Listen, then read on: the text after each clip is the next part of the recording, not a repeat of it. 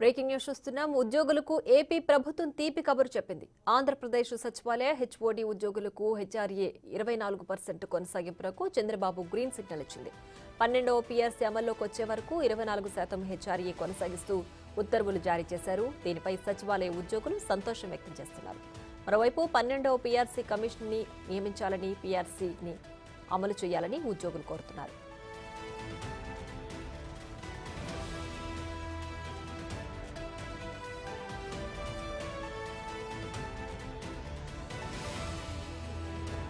ఇక మరింత సమాచారం మా ప్రతినిధి మల్లికార్జున్ ఫోన్ లైన్ అందిస్తారు. Mallikarjun, over to you.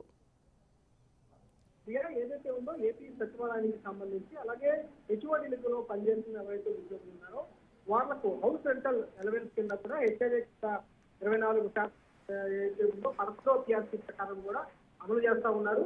ఇది గడువు ముగియడంతో కూడా హెచ్ఆర్ఏ అనేది కొనసాగించాలంటూ ఉద్యోగుల సంఘం నేతలు కూడా ముఖ్యమంత్రి చంద్రబాబుకు విజ్ఞప్తి చేయడం జరిగింది. ఈ విజ్ఞప్తి మేరకు చంద్రబాబు నాయుడు కొద్ది 24% హెచ్ఆర్ఏ కొనసాగిస్తూ కూడా నిర్ణయం తీసుకున్నారు. నిర్ణయం తీసుకున్న వెంటనే కూడా దానికి సంబంధించిన ఉత్తర్వులు కూడా విడుదల చేసి 12వ పీఆర్సీ అమల్లోకి వచ్చే 24% హెచ్ఆర్ఏని కొనసాగిస్తూ కూడా ఉత్తర్వులు జారీ చేయడం జరిగింది. దీంతో 25,000 మించకుండా కూడా హెచ్ఆర్ఏ అనేది పెంచుతూ ఉత్తర్వులు జారీ చేశారు. అంటే ఉద్యోగులకు సంబంధించి జీతపత్యాలు ఏవైతే ఉన్నాయో ఆ జీతపత్యాలకు సంబంధించి 24% హెచ్ఆర్ఏ అనేది 25,000కు పై కాకుండా 25,000కు కింద లోపల మాత్రమే ఇస్తామంటూ కూడా స్పష్టం చేయడం జరిగింది. ఎవరికి కూడా ఏ ఉద్యోగం కూడా 25,000 పైన హెచ్ఆర్ఏ అనేది రాదు, 25,000 కింద వరకు హెచ్ఆర్ఏ అనేది కంపల్సరీగా వర్తింపజేస్తూ కూడా నిర్ణయం తీసుకోవడం జరిగింది.